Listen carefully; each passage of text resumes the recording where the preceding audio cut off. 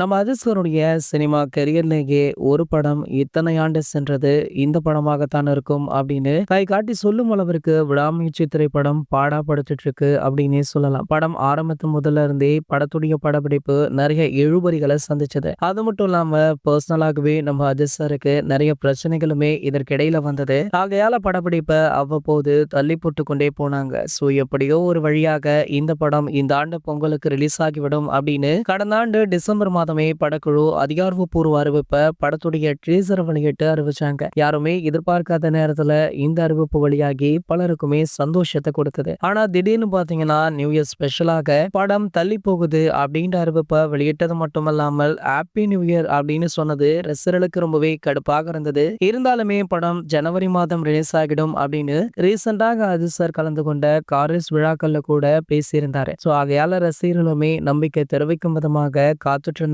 அவங்களுடைய காத்திருப்பு வீண் போகல. பொங்கல் ஸ்பெஷலாக இந்த படத்துடைய ட்ரெய்லர் வெளியிடப்படும் அப்படின்னு படக்குழு அதிகாரப்பூர்வமாக அறிவிச்சிருக்காங்க. சோ அது மட்டும் இல்லாம இந்த ட்ரெய்லர்லயே படத்துடைய ரிலீஸ் தேதிய மென்ஷன் பண்ணி விடுவோம் அப்படின்றதையுமே தெரிவித்திருந்தாங்க. ஆகையால கண்டிப்பாக டபுள் ட்ரீட் இருக்கு அப்படின்ற மாதிரி ஏகே ரசிகர்களுமே வெயிட் பண்ணிட்டு இருந்தாங்க. அவங்களுடைய வெயிட்டிங் வீண் போகல. இந்த ட்ரெய்லர் வெளியாகி தற்போது பட்டி தொட்டி எங்கும் பட்டை கிளப்பிட்டு இருக்கு. இந்த ட்ரெய்லர் ட்ரீசரை போலவே நிறைய ஆக்ஷன் காட்சிகள் நிரம்பி வழிகிறதால கண்டிப்பாக படத்துல வேற லெவல் மாஸ் காட்சிகள் இருக்கு அப்படின்றது நல்லாவே தெரியுது. ரசிகர்களை தாண்டி இந்த ட்ரெய்லருக்கு பல பிரபலங்களுமே வாழ்த்துக்களை தெரிவிச்சிட்டு இருக்காங்க. சரி, ஓகே, உங்களை யாரெல்லாம் ட்ரெய்லர் பாத்தீங்க, ட்ரெய்லர் எப்படி இருக்கு அப்படின்றத கீழே உள்ள கமெண்ட் செக்ஷன்ல கமெண்ட் பண்ணிட்டு நம்மளுடைய சேனலை மறக்காம சப்ஸ்கிரைப் பண்ணிக்கோங்க.